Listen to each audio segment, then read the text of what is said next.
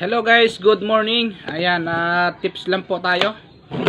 Ayan, nakuha natin sa ating bossing sa kanyang mister na si Boss Lloyd. Ayan, papasalamat ako kay Boss Mama Ann's Vlog sa kanyang mister na for the first time dito sa aking nalaman ko. Alam nyo guys, ito tips ko sa lahat ng bumibili ng helmet saka nagbebenta ng helmet. Be sure naman po na pag magbenta kayo ng helmet, ayan, kailangan po secure yung gumagamit ng iyong ibebentang helmet. Ayan, isa sa natutunan ko kay Boss Lloyd sa asawa ni Mama Ann's Vlog, yung pag susuot ng helmet at saka yung kung paano tama sa ulo ang helmet. Ayan, eto guys, panoorin nyo ang aking konting tips sa lahat ng kapwa ko riders dyan. Be sure po na yung helmet nyo saktong sakto po sa ulo nyo para to avoid incident.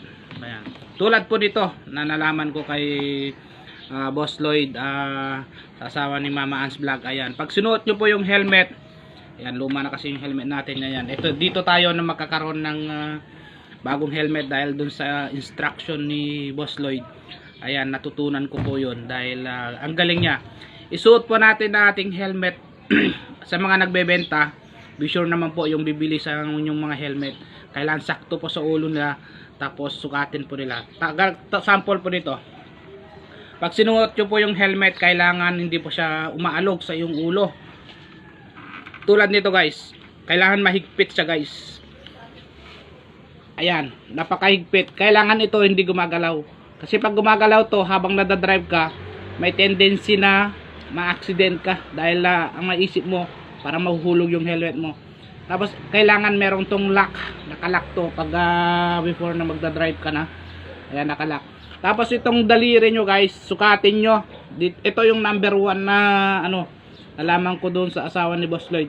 Ipasok nyo po yung daliri nyo. Kailangan po hindi po nakapasok lahat, kailangan hanggang dito lang po yung hanggang dyan. Ipasok nyo po, kailangan masikip. Tulad nito, hindi siya nagalaw. Kailangan yung helmet nyo hindi nagalaw. Tapos ito, ipasok nyo dito. Ayan, hindi siya makapasok dahil masikip. Ayan. Ayan, ang helmet ang pagsusuot pag isa kang nagda-drive ng motor, isa kang naghahanap buhay, kailangan always secure ang ating mga ulo. Pag kasi ang accident din natin po alam. Ayan, every then and then lalabas ka na nakamotor ka, kailangan mag-helmet ka. Kasi hindi natin alam pag nasa daan ka na. Napaka-importante po yung helmet sa atin pag tayo nagmumotor. Ayan, sa lahat po na nagbebenta at yung mga bibili po ng helmet nyo, yan, nyo po sila, paki-instruct nyo ng gusto, ibentahan nyo po sila ng tama sa kanilang mga ulo, tulad ng pagbebenta nila Boss Lloyd, ang asawa ni Mama Ann's Vlog. Grabe, salamat ng marami dahil first time kong nalaman, ganun pala dapat.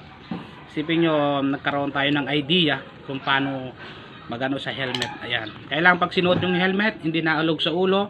Then pag pinasok yun dito sa saktong head, kailangan di po napasok lahat. Pag napasok, wag yung pumbilin yung helmet dahil po yun, hindi po maganda sa ulo. Ayan po, yan lang po lamang. Thank you very much po. Ayan, sa Mama Ann's Vlog. Ayan, supportahan po natin yan. Napaka legit po nila yan. Thank you very much po sa lahat po yan. Thank you.